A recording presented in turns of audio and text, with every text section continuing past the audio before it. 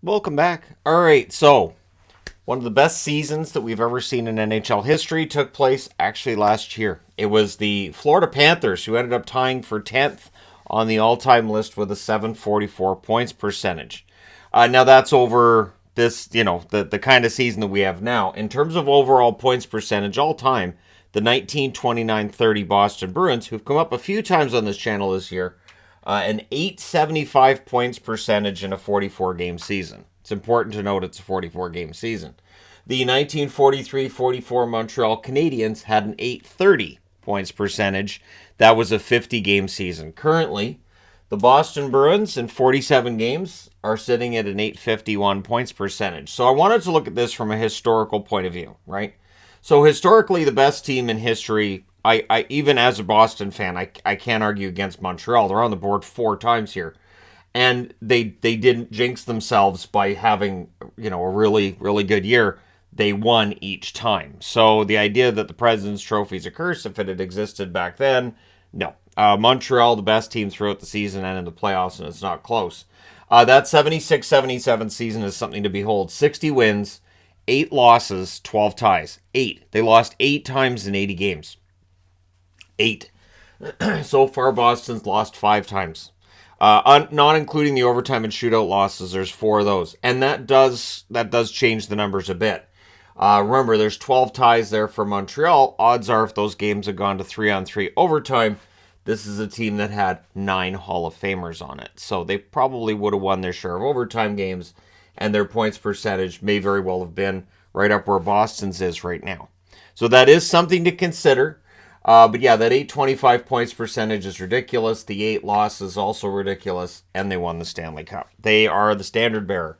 The 77-78 Montreal Canadiens, they dropped off a little bit. 80 games, 59 wins, 10 losses, and 11 ties. 10 losses. They lost 18 games in 2 seasons. That's it. Remember, there's no overtime losses here. They lost 18 out of 160 games.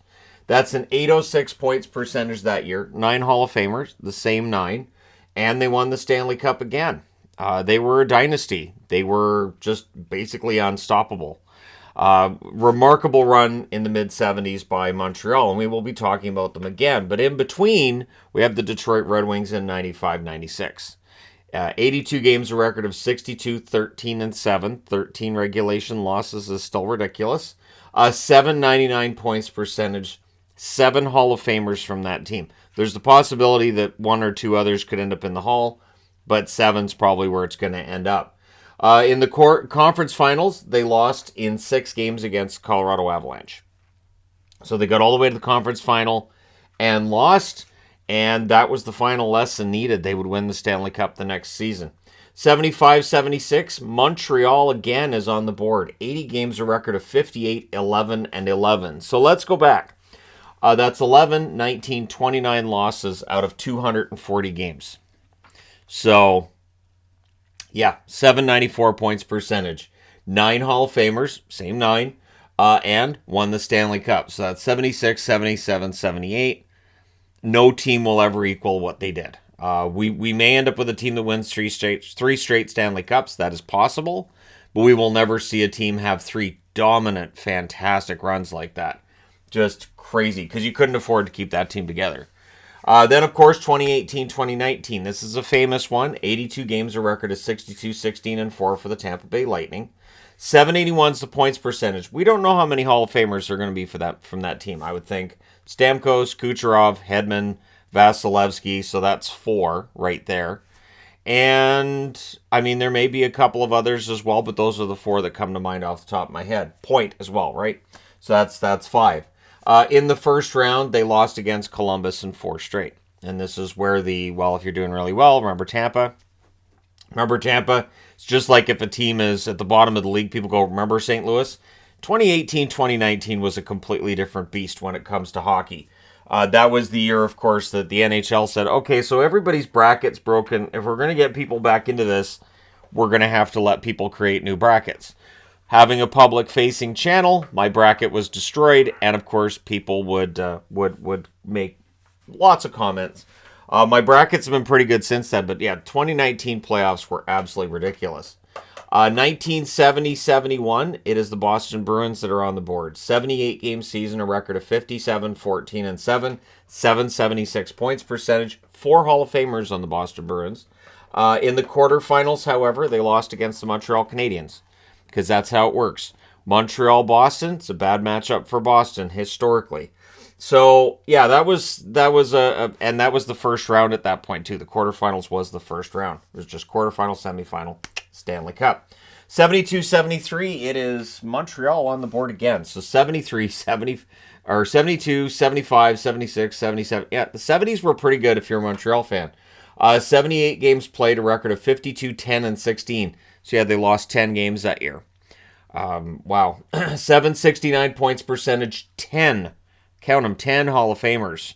Double digits in Hall of Famers. That's insane. That's too many Hall of Famers. You have to give a couple back.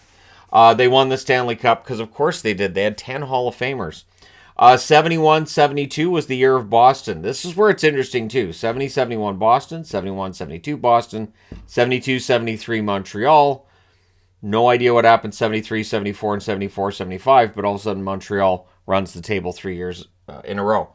So the 71-72 Boston Bruins, 78 games, a record of 54, 13, and 11, 763 points percentage. The same 4 Hall of Famers, they did win the Stanley Cup that year. So again, you've got 1, 2, 3, 4, 5 of these 11 teams that won the Stanley Cup. That's not bad. And so if Boston ends up finishing in this area, and they could very well, we'll see if it becomes 5 out of 12 or 6 out of 12. So yeah, Boston, absolutely insane. They had some guy named Bobby Orr. They had some guy named Phil Esposito. They had Cheevers in net. Yeah, it was a pretty stacked team there too. Although compared to Montreal, they were pedestrian.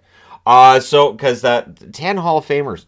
Detroit 2005-2006 team, 82 games, 58, 16, and 8 record. 756 was their points percentage that year. 4 Hall of Famers. Now I've put an asterisk because that's currently. Zetterberg could get into the Hall of Fame. Datsuk could absolutely get into the Hall of Fame. And so it could end up being 6. And with the 95-96 team, there will be those who point out, hey, there's a couple of Red Wings that might get in, and it's possible, but they've been retired long enough that I'm not going to put the asterisk there as of yet. In the first round, that Detroit team lost against Edmonton 4-2. So disappointing returns. So both times the Red Wings are on the board, they lost. For Florida, as I said last year, 82 games, a record of 58, 18, and 6, 744 points percentage. So almost the same record as Detroit. Hall of Famers, well, let's see. Barkov, potentially. Ekblad, potentially. Again, this is from last year. So I guess Bobrovsky, potentially. There's a lot of potentialities there. And then they lost in the second round against Tampa. And it wasn't close. That series, Tampa Bay just took her over. And 85-86, the last team on this board is the Edmonton Oilers. 80 games, 56, 17, and 7, 744 points percentage. 7 Hall of Famers on that team. So 7 seems small compared to Montreal. I'm sure Habs fans will say, well, that's cute. They had 7 Hall of Famers. We had 10. But yeah, in the second round, they lost against Calgary that year in 7. That was the infamous Steve Smith own goal. And I mean, you know, Edmonton had quite the run, an amazing dynasty. But I don't think it can be argued that their dynasty was better than Montreal's. I don't think any dynasty was better than Montreal's. And there's Islander fans right now shaking their fists. But I think the best dynasty would have to be the Montreal dynasty of the 70s. So it is interesting that the 1 year that Edmonton gets on the board, they're not the Stanley Cup champions. They won in 84, 85, 87, 88, and 90. So 5 Stanley Cups in 7 years. Now, with the Boston Bruins currently, as they're made up, in 47 games, 38, 5, and 4, 851 points percentage. That would put them ahead of everybody else on this board. That is not, and this is why when I've been talking about Boston, I've been talking about how ridiculous it is and how this doesn't seem right, because this is insane. They are sitting 22 points, or 22 points, 22 wins away from the 60 recorded by Montreal. They're 3 losses in regulation away from Montreal. And yes, for Montreal fans who are watching, they have lost 9 games altogether, meaning they've already lost more if you combine the shootout and overtime losses with the regulation losses. And yes, Montreal would have won games in overtime other than those ties. But when you look at the Boston Bruins as they're currently constituted, I figure there's 4 players that may end up in the Hall of Fame that are currently on this team.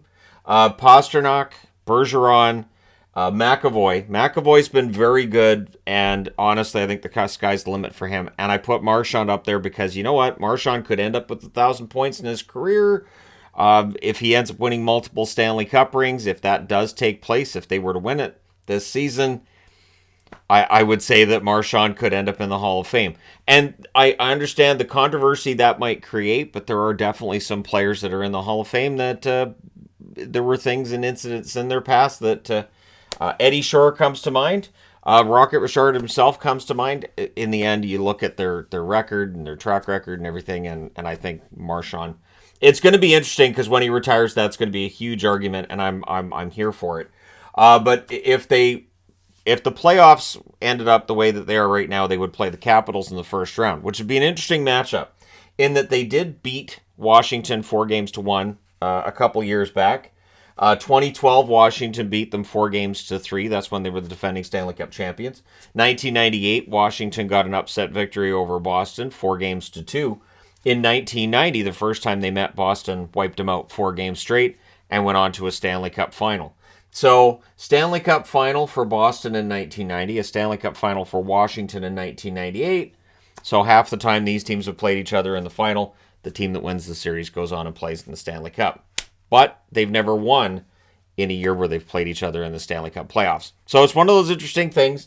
And if you're looking at the all-time board, 1929-1930, Boston had an 875 in 44 games, still being the standard bearer.